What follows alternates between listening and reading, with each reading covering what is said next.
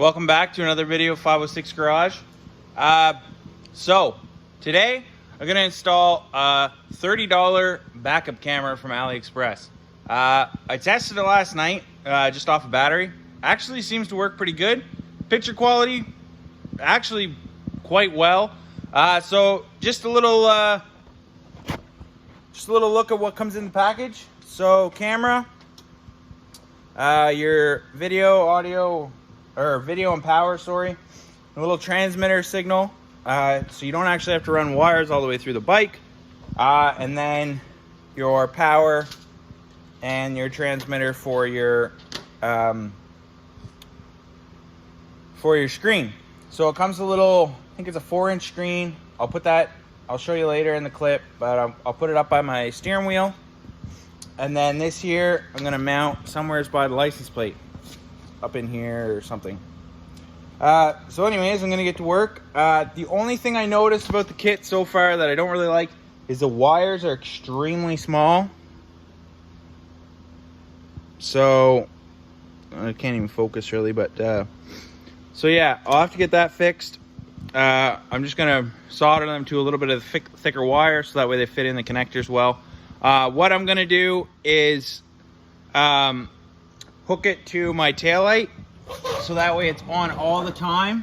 So the taillight clips up in here. So I'll take that out and hook the camera power to that.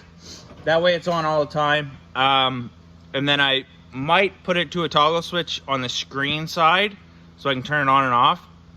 But for the most part, I do want it on because I have this Milwaukee pack-out setup on the back now, and really limits your view of what you can see.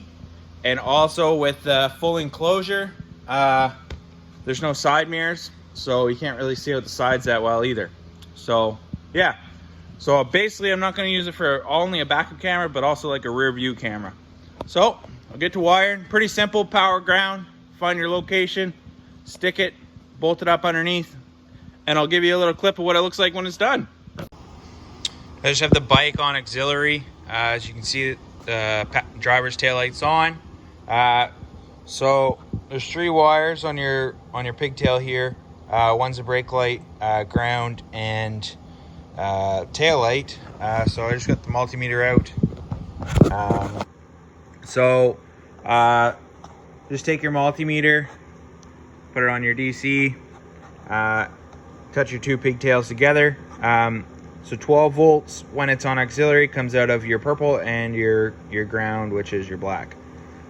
So you'll tie if you want your rear view camera or backup camera, whatever you want to call it, on all the time, constant. When the bike's running, then you'll run it to those 2. You could always run it to a switch or whatnot. There's no reverse lights on these bikes, so you can't really run it to that. You could tie it in if you got backup lights like I do up here. You could tie it into this switch so it comes on when you flip your backup lights on, but whichever way you want to do it, but that's the way I'm going to do it, just so I got it, that way I can look down and check it out when I'm driving along as well. And it's not just a backup camera, but as you can see, you can't see much out of this rig once you're going down the road.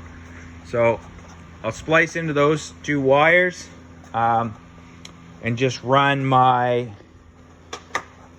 wire here with my transmitter, tie this up out of the way so it doesn't get too dirty, and then figure out where I'm going to mount that. Connectors, I got the harness into the tail light, and then I just got my wires laid here, and I'll run them up, pin them up. Probably the little transmitter I'll pin up in here, just so it kind of stays out of the mud as much as possible.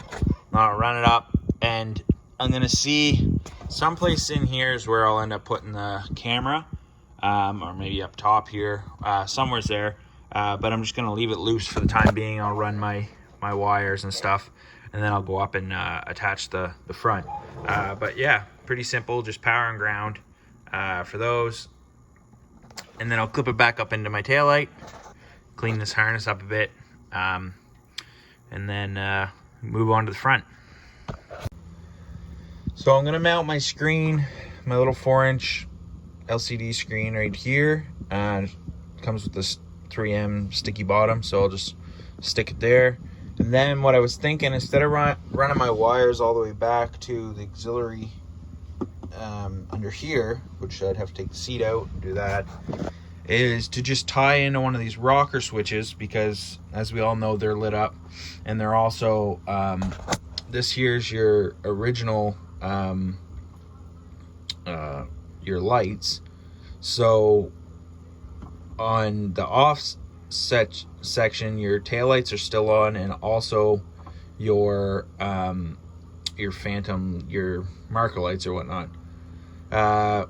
So that would mean it would have power going to it. So I'll just check it with the multimeter to double check to see which pin it is, and then I'll take that out and tie into the wires there.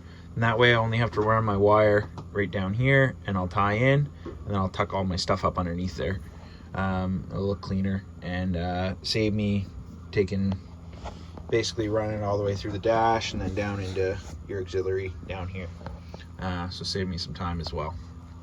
And then we'll get that hooked up, and I'll look on the screen to kind of figure out where I want the camera in the back.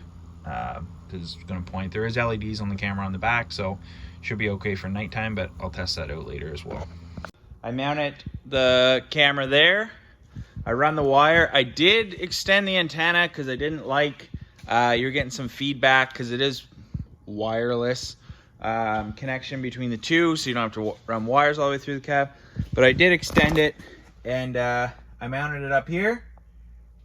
So when you're sitting in the driver's seat, you can see it beside your steering wheel.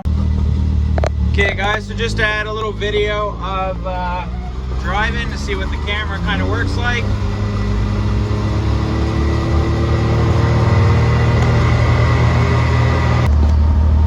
As you can see, much better for backing up than it was before.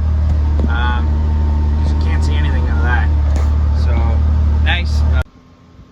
Well guys, thanks for watching. Backup camera actually surprised me for the price. Works fairly well. If it gives me issues down the road, well, I bought 2 of them. But I guess I could always upgrade and buy the $700 Can-Am one that they want you to buy and replace your rear view mirror with. So if you like the video, like, subscribe, drop a comment below. Thanks for watching guys. Until next time.